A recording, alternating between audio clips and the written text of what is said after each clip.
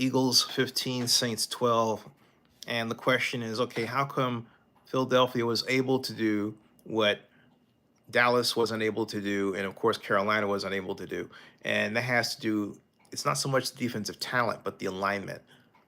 The Eagles played not more than five, excuse me, not less, I should say, than five up front linemen, four down linemen, an occasional linebacker, and sometimes three, occasional two black linebackers in a couple of occasions, and then of course goal line situations where you had more.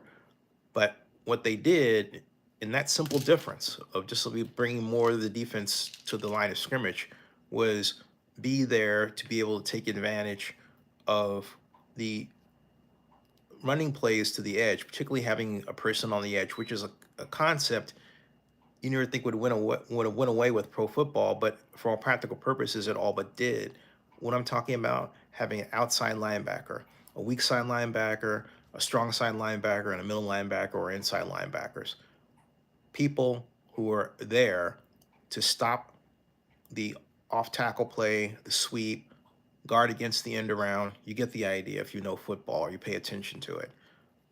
These Eagles had that alignment at a time when it seems that the outside linebacker and the role of the outside linebacker has been all but forgotten in the National Football League.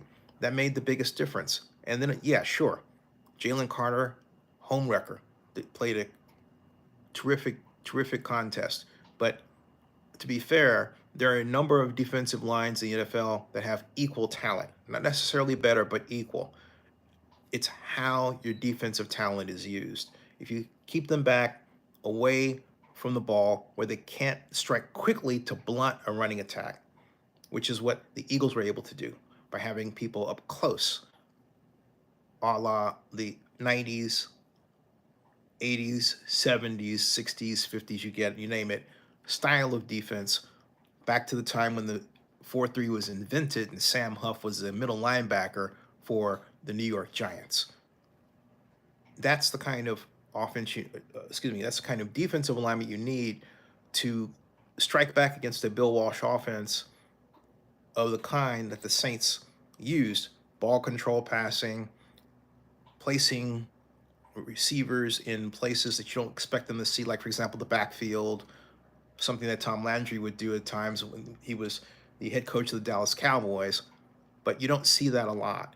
And you have to have a defense that's up front, up close, so that regardless of where the receivers lined up, you have someone ready to meet them as soon as they get over the line of scrimmage. That's what the Eagles defense permitted. They only caught off guard a couple of times. That really made the difference, their ability to do that. And if you think about it, essentially match wits, if you will, with the Saints' vaunted defense. That made the difference. And I said before that once people caught up to what the Saints were doing offensively, the season would start to look different. I thought it was going to take maybe 5 games or 6, but folks, it's taken 3. 3 games. The Eagles have laid the blueprint for how to stop the Saints' offense. Let's see how the Saints adjust, and let's see if other teams adopt what the Eagles presented. Subscribe to Zenny62 on YouTube and bookmark NFL News by Zenny62.com. See ya.